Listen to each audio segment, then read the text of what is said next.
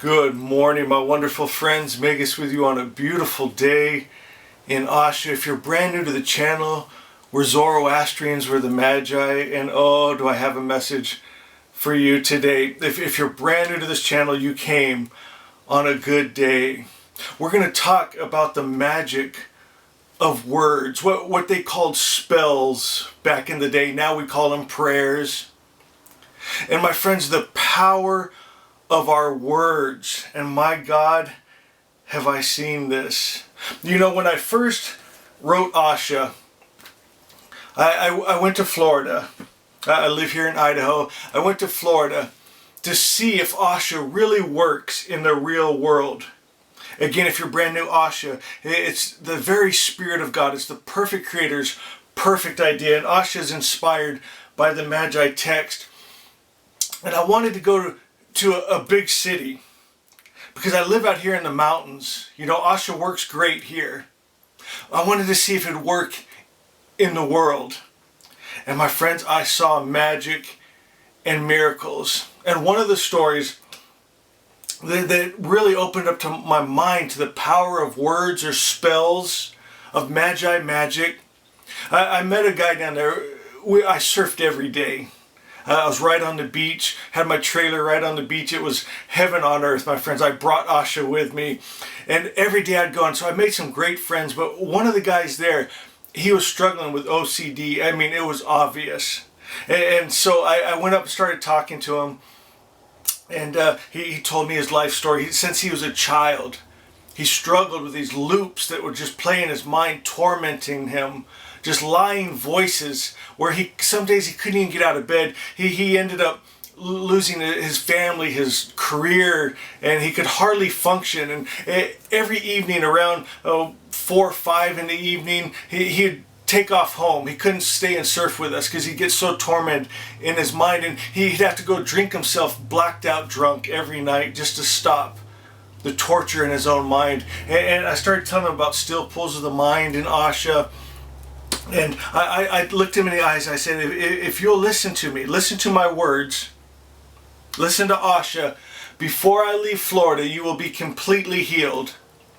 And he smiled at me and looked at me, and he's just appreciative of me even trying. He said, since I was a kid, I've been going to counseling.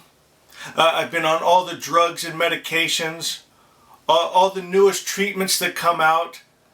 I've been to the best of the best. No one can help me. And I said, will you give me a chance? My friends, every morning before we went out surfing, we sat on the beach. And I remember drawing out in the sand, first circle. I remember us meditating together. My friend, hear me. Before I left, just like I prophesied, he ran up to me. My daughter was with me, tears pouring down his eyes. The peace, the truth, came and set him free. And I mean, it was like a cutting off point. When the light came, the darkness fled. The OCD disappeared. My friends, he said, I'm healed, I'm healed. And we stayed in touch for years after I went back to Idaho. And he was doing great. Got his job back and friends and family, and everything was beautiful. My friends, why? Because of words. Spoken words from my mouth, and I thought, oh my God, this is powerful. That's why when we greet each other, we say, Asha there's power in that, my friends. It is a spell. My friends, it's magic. We're saying the perfect Creator's perfect idea is, what else could He create? I'm divine life, I'm divine health, I'm peaceful, I'm protected, I'm provided for, I'm strong. And we believe it, and we are it. And we connect with that Spirit, that Word.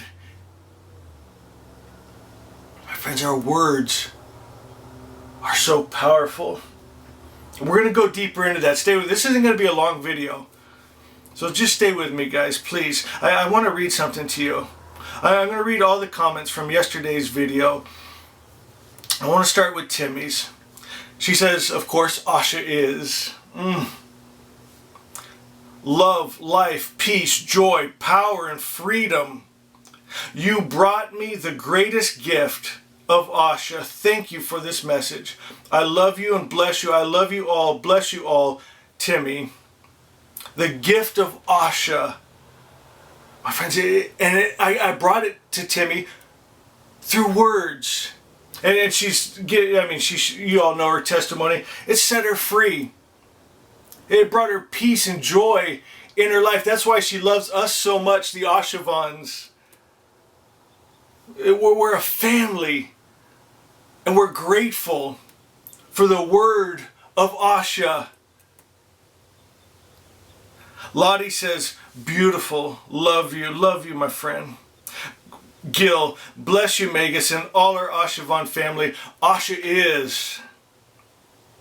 Tina, always learning something new. Thank you, bless you, Tina. Some person left a heart, and you know, when you leave a heart, it means everything to me. My friends, even when you don't say anything, just your heart. And we're going to talk more about that. Oh my God, I couldn't pronounce this if this is a name, but two hearts. Thank you. You know who you are. I love you.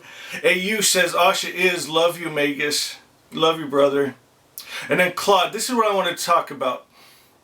He says, you described quite wonderful your association with a stone. If you saw yesterday's video about the new moon and the turquoise, you know what he's talking about here. However, all this is possible without the object in your hand. If you think about it, so is it not better to decide for such association without aids? So he's basically saying all the things I talked about with the new moon and the turquoise stone, couldn't you do all that just inside without those things?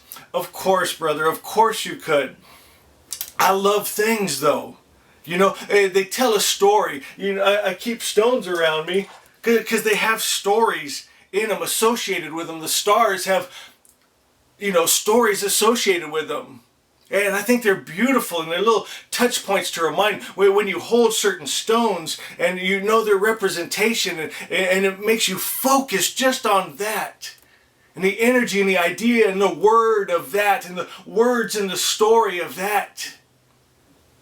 My friend, so it's just a touch point. But sure, you can do it all just in your heart. But again, it's the words associated with it. And you know what? Here's something people like to do. They like to change the words associated with things. You know, I think of the swastika. You know, when you see a swastika, you think of the evil Hitler and killing of Jews and slaughter. My friends, but before, it was a symbol of eternity that the Hindus used. And it was meant to be good, and you'll see that with names and different symbols and glyphs. They try to get in there and change it, to cloud it. They'll try to take something that was good and turn it to something bad. My friends, and that's why we need to know Asha, because the false word will try to confuse you with their false words. But you're right, if you go inside to that book written in you, Asha is in everyone. Asha 16 says that there's a guide in us, the Fravashi, that the Creator put in there. There's a book in us, a truth in us that knows the highest truth. And if we'll consult that book, my friends, it's true and it's good. And again, if you're brand new to this message, that's what our religion sets apart from all the others. And ours is the original.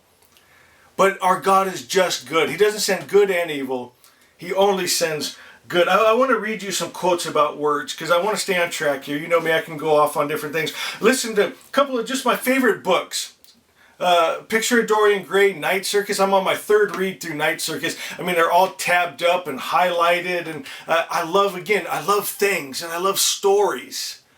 My friends, but sometimes there's a lot of truth that we can find hidden in these. Listen to what Oscar Wilde says here in the Picture of Dorian Gray. Words, mere words, how terrible they were, how clear and vivid and cruel. One could not escape from them, and yet what a subtle magic there was in them. There seemed to be able to give a plastic medium form to formless things, and to have a music of their own as sweet as the viol or lute. Mere words. Was there anything so real as words, and he was amazed at the sudden impression that his words had produced. My friends, just like my friend there in Florida getting healed from OCD, it was just words. You know, I had gotten into hypnosis, and my dad cut the top of his finger off and was in a pain level of 10. And I hypnotized him, took it down to a 0. My friends, it was words. People think, well, it's hypnotism. It's words. My friends, the power of words can set you free, can heal you. Think of like the placebo effect. You know, a doctor in a white coat comes in, and he's got his doctorate hanging on the wall, and says, take this pill. It's a sugar pill, you don't know, but you trust him, and his words say, this is going to make you feel better. And it does. His words. There's power in words, but words can also work against you. If you had a parent or a teacher that told you, you're no good, you're not going to be anything, and if you receive those words, my friends, there's power, there's magic in words. That's why we need the highest word. Asha, the highest word, says the original word is all good comes from the Creator and no evil comes from Him. And from this original word, your spiritual world is made straight and the material world comes into order. The original word of false religion is that evil comes from the Creator. And in this false idea is all the evil creatures suffer. My friends, that's the message that set me free, that set free Timmy and all the Ashavans. And it's why it means so much to us. I'd love to have you join us here. If you're brand new, please hit that subscribe button, hit the like button, share this message with people. We got over 1,500 videos that you can glean off of, my friends, and just start to hear those true words. And it's going to make you feel good. God, in our religion, God and good are the exact same thing. My friends, and you're going to feel it. It's going to feel good and peace and love. You take that spirit into you, be that. And you're going to create that. My friends, watch your words today. Believe only true words. And we're going to change this world. I love, love, love you.